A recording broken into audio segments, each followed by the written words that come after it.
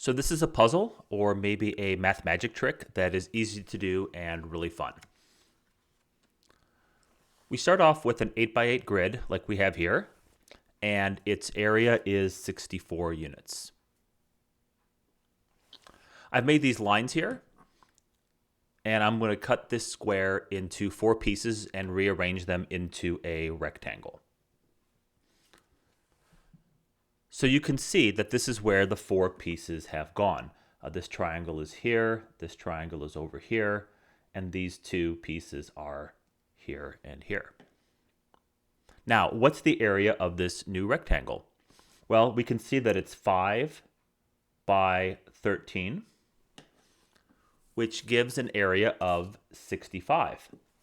So, where did our extra area come from?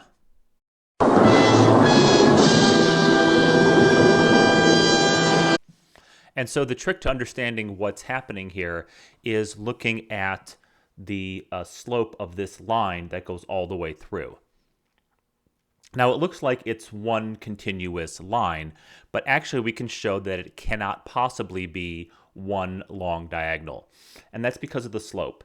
So if we look at this piece right here, we can see that it should intersect at this point here, and this goes down 2 and over 5. So that has a slope of negative 0.4. And then we have this triangle here, which has a slope of negative 3/8, which is about negative 0.375.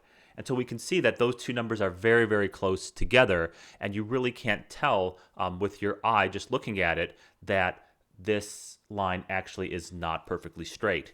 If it was straight, it would have a slope of negative 0.3846 about, because that's about 5/13 or negative 5/13 in this case. So you can see these numbers are all very close together, and that gives us this illusion that it's actually one line when really it's 2 separate slopes that are very, very close to each other, put right next to each other.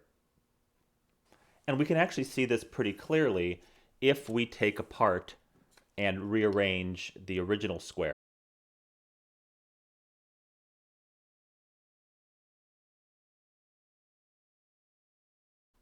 And so it's almost imperceptible, but because these 2 slopes are different, we have our slope of negative 0.4 and negative 0.375 here and here, and the same thing above, just upside down.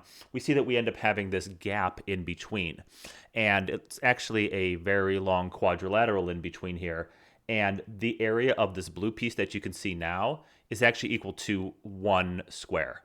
So this 1 square has been spread over this entire distance very, very thinly. And in the one above, you can't really tell that it's there just because of the way the line was drawn.